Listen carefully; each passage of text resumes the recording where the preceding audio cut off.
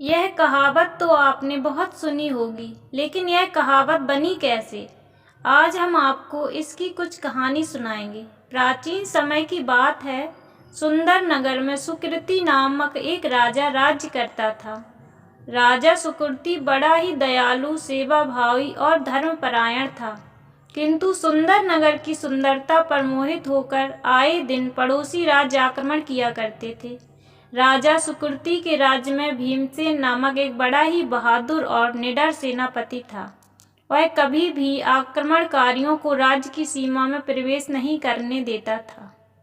सेनापति राज्य के प्रति वफादार तो था, लेकिन एक बार एक युद्ध में जीत उन्हें महंगी पड़ी। उसमें सेनापति भीमसेन बुरी तरह से घायल हो गया और साथ ही बहुत सारे सैनिक मारे गए। इसी बीच भीमसेन का एक मित्र उससे मिलने आया। यह मित्र राजा से बहुत ईर्ष्या करता था। उसने भीमसेन को राजा के खिलाफ भड़काना शुरू कर दिया। वह कहने लगा, तुम लोग दिन रात यहाँ मौत से जूझ रहे हो और राजा यहाँ महलों में अय्यासियाँ कर रहा है। मेरी मानो तो राजा को तख्त से हटाओ और खुद राजा बन जाओ। अपने मित्र के मुँह से राजा की निंदा सुनकर सेनापति भीमसेन को पहले तो विश्वास नहीं हुआ, लेकिन फिर उसने कुछ सोचकर स्वयं राजा बनने का निर्णय ले लिया।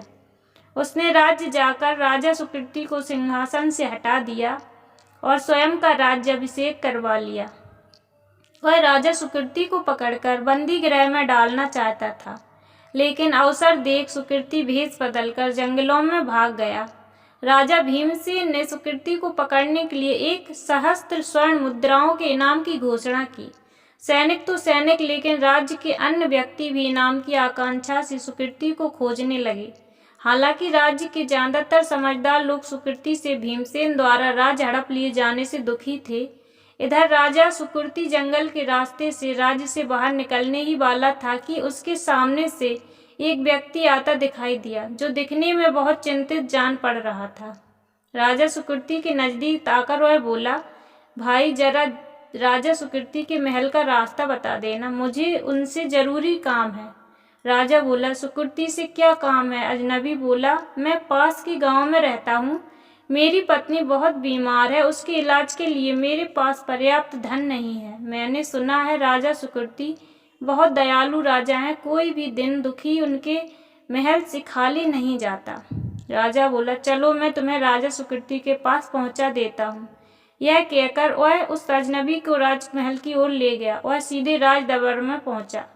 राजा सुकृति को स्वयं वापस आया देख सभी सभासद अचंभित हो उठे। दरबार में पहुंचकर राजा सुकृति ने सिंहासन पर बैठे राजा भीमसेन से कहा, तुमने मुझे पकड़ने के लिए 1,000 स्वर्ण मुद्राओं का इनाम रखा है ना? वो इनाम इस व्यक्ति को दे दो। ये मुझे पकड़कर लाया है और मेरे साथ तुम जो चाहो सो कर सकते हो। राजा सुकृति की दयालुता को देखकर सेनापति भीमसेन का मस्तक लज्जा से झुक गया। वह सिंहासन से उठा और महाराज के चरणों में गिर पड़ा।